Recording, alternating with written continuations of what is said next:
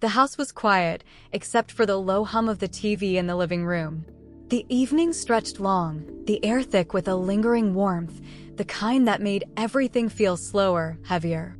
I had been scrolling through my phone, half distracted, when my stepbrother's voice cut through the silence. "Come out to the garage with me." I glanced up from the screen, arching a brow. He stood by the doorway, arms crossed, waiting. His tone wasn't a request, it was closer to a command, laced with something unreadable. I sighed, hesitating. "Why?" He tilted his head slightly, his smirk lazy, confident. "Because I need you to."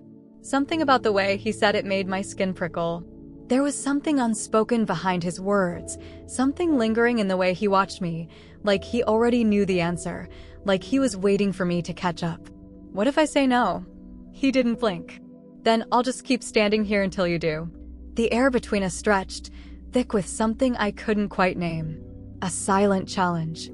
A test of sorts. I could have ignored him, could have gone back to pretending I wasn't interested in whatever this was. But instead, I pushed my phone aside, stood, and followed him out the back door.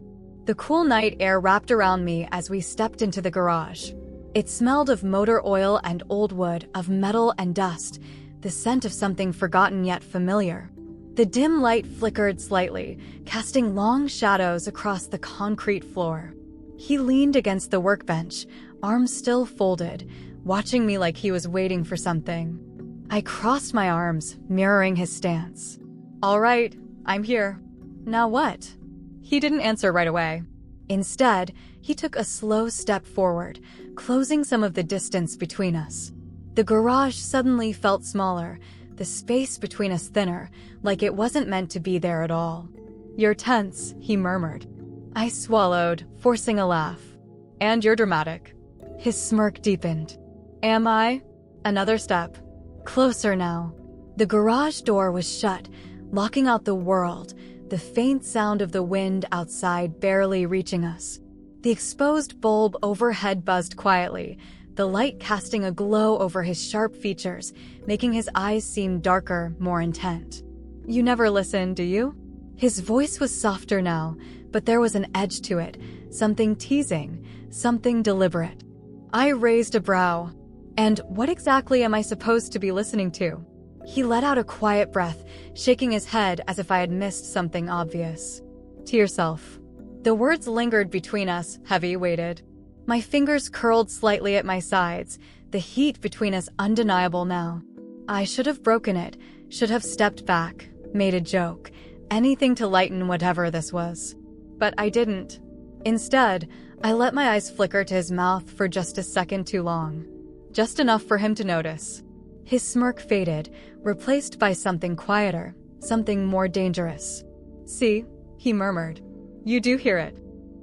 I held my breath, my heart pounding. The space between us had disappeared before I even realized it, before I could second-guess it. And I realized something. Whatever had brought me out here, it wasn't just him. It was me, too. The night stretched between us, filled with something unspoken, something I wasn't ready to name just yet. And somehow I knew. This wasn't the end of it. The silence in the garage stretched longer than it should have, thick and weighted. I should have said something, anything, to break the tension, to remind both of us why I had followed him out here in the first place. But I didn't. I couldn't. Because in that moment, words felt unnecessary. He didn't move right away. Neither did I. The air between us was electric, the space shrinking, even though neither of us had taken another step. The scent of oil and dust filled my lungs, but beneath it was something else, something warm, something unmistakably him. He exhaled slowly, his eyes still locked on mine, studying, waiting. "You're still tense." I swallowed hard, forcing my hands to stay still at my sides. "Maybe I like it that way."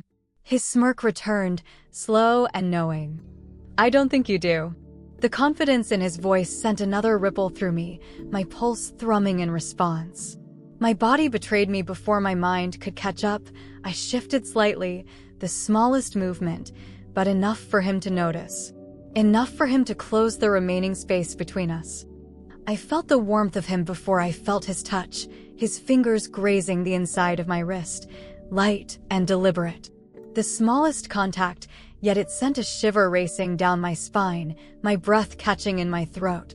"You don't listen, do you?" he murmured, his voice lower now, softer, as if we had somehow stepped into a different world, separate from the one we had known before this moment.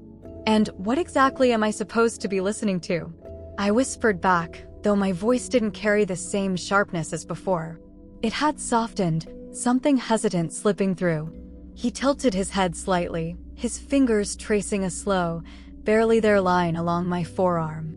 "To yourself." The words settled between us, heavy, impossible to ignore. My skin burned where he touched me, and suddenly every breath, every second felt magnified. The walls of the garage seemed smaller, the air thicker, the weight of what we weren't saying pressing down on me from all sides. I could step back. I could laugh, make a joke, turn this moment into nothing more than another teasing exchange between us. But I didn't. Instead, I held his gaze and let my breath slow, let my body lean just slightly closer. His fingers ghosted over my wrist again, this time firmer, more intentional. "See?" His voice was barely above a whisper. "You do hear it." I didn't respond. I didn't have to, because we both knew the answer. The moment stretched, unbroken, charged with something neither of us could deny anymore. Then, just as I thought he might pull away, he didn't. Instead, his hand moved slowly, deliberately, his fingertips skimming the length of my arm, trailing upward, leaving fire in their wake. My breath hitched, my skin humming with anticipation, my body no longer my own. "Tell me to stop," he murmured again, but this time, it wasn't a challenge. It was a plea. I swallowed hard, my heart slamming against my ribs. "I can't." And that was all it took. His hand found my waist, fingers pressing just enough to pull me the rest of the way toward him. The space that had existed between us seconds ago was now gone, erased, replaced by something undeniable, something that had been waiting beneath the surface for too long. The warmth of him, the scent of him, the way his breath mixed with mine, it was overwhelming, intoxicating. My fingers found his forearm, gripping, steadying myself, even though I was already lost. "You knew this would happen," he murmured against my skin, his lips hovering just close enough to send another shiver through me. I let out a breathless laugh, my grip tightening. "Did I?" He hummed, the sound deep, filled with something I wasn't ready to name. Yeah, maybe he was right. Maybe I had known. Maybe I had been waiting for this longer than I had admitted to myself. And now that it was happening, I wasn't going to stop it.